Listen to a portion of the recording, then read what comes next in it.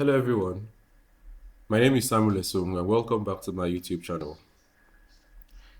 So in the previous video we talked about headless service and we clearly understood something.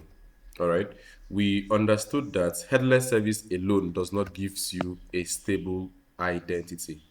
All right, it only exposes ports directly. So in this video we are finally going to answer the real question: how do we run applications that need stable identity, stable naming, and stable storage? So this is exactly why StatefulSets exist. So we are going to look at headless service with persistent, with StatefulSets rather. Of course, StatefulSet is going to come with persistent volume.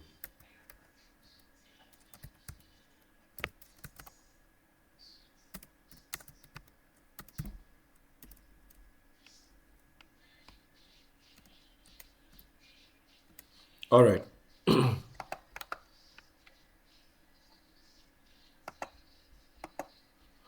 All right. So today we are going to look at, or we already saw what a stateful set is. We took time to explain why we need stateful sets and how it is different from deployment. All right.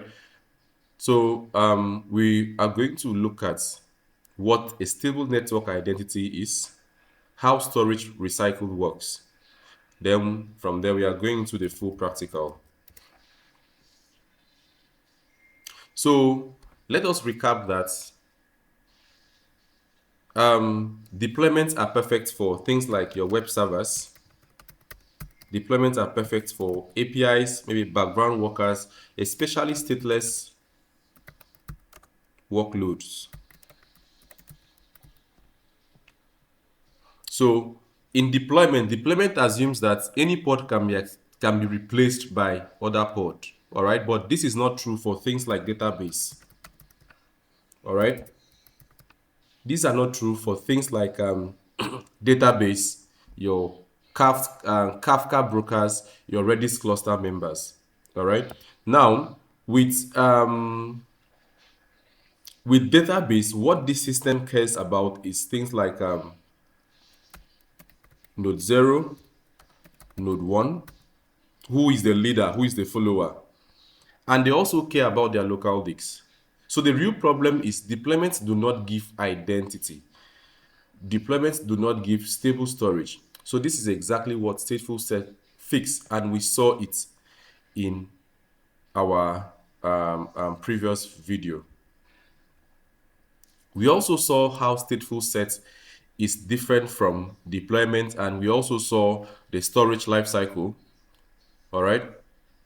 We also did a very little practical that if let's assume you run a database inside a normal pod and write a file, then delete that pod.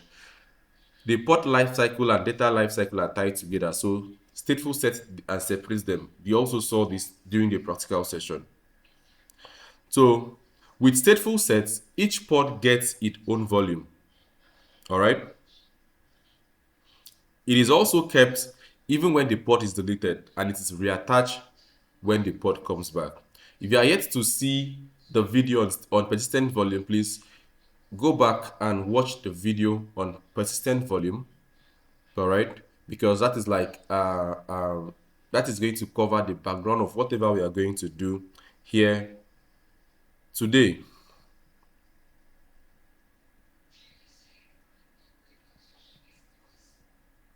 So I have a stateful set here. So nano stateful set. So we took our time to explain the volume claim template, all right, which is going to give us one PVC per replica. So let us apply this guy. So if I do kubectl apply -f,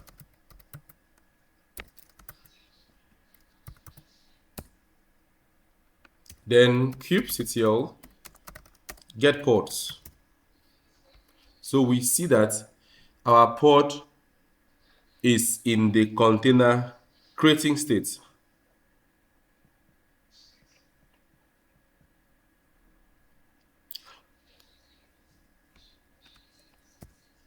All right, so our container is now running, or our pod is now running in, or is now in the running state. So one may want to ask, with a stateful set, and we attach a volume claim template to it, where does the storage comes from? So the stateful set creates the PVC dynamically, or sorry, stateful set creates the PVC for you because of the volume claim template we attached. All right, and the storage class is going to do what? Create PVC dynamically and attach it to the pod. So this is just how it works. So now let us combine the and before we go ahead to apply the service, understand that stateful set do what? They guarantees or they simply, I can simply say, they create pod in order. So if I increase my replica set to like 5,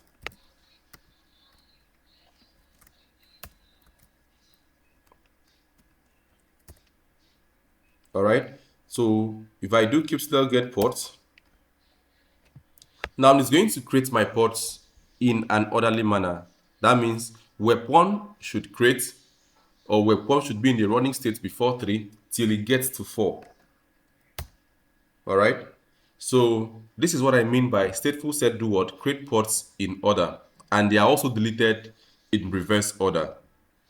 So this is extremely important for things like graceful shutdown, leader election, all right, and also, and it is also useful for bootstrapping cluster.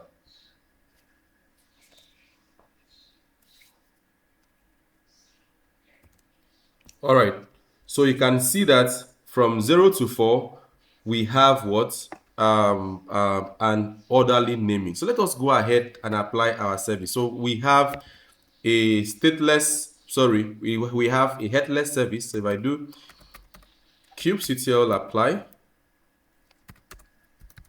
service.yaml, sorry, -f rather. So a service has been created. So kubectl get svc. So it is a headless service.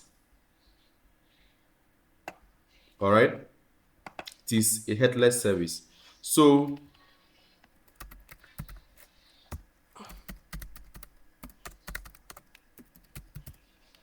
that means, let me also get our PVC. kubectl gets PVC. All our PVC are bound. 0 is bound, web 0 is bound to 0, web 1 is bound to this, web 2 is bound to this, and if I delete them, it will be deleted in reverse.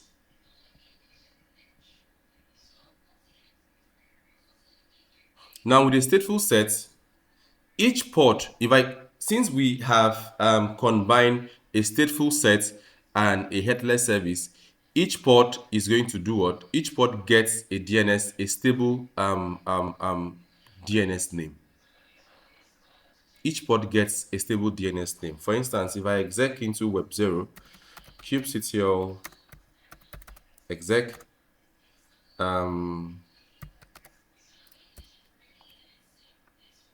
web 0, then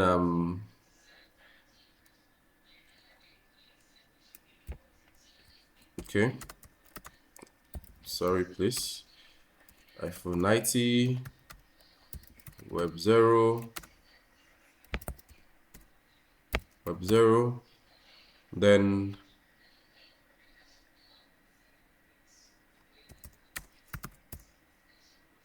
all right, so then I do ns lookup.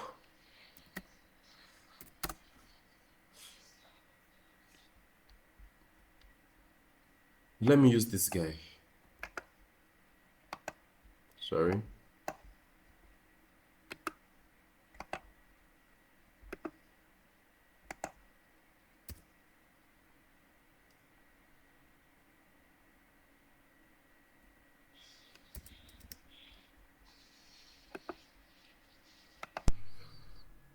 All right, so NS lookup is not returning the exact DNS name. So I think let us try host name.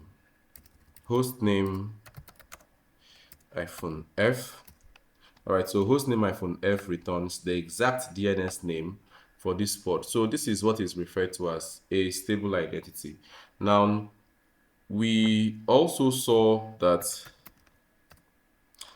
the same Web0 was also referred to its own PVC. All right, so if we do kubectl get PVC, so you can see that Web0 is bound to, it has its own PVC name as Web0. All right. So if you should delete one port, it recreates itself and it also gets the same DNS name, no random DNS name like deployment. It gets the same DNS name bound to the same PVC. So, and if you delete them, they are actually deleted in reverse order. All right, so this is extremely useful, like I said, for things like bootstrapping. Please note that deployment has no identity.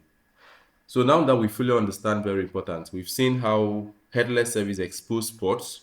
We've also seen that statefulset gives those ports same identity and same storage. Sorry, same identity and storage. All right. So headless service and stateful service or stateful ports are designed to work together. So if you still have any question regarding this topic, you can drop it in the comment section and I will do well to reply to you. So if you have stayed with me up to this point, then I must appreciate you. Please, if you are here to like this video, do well to like the video. You can also share it with your friends. I'll see you in the next video.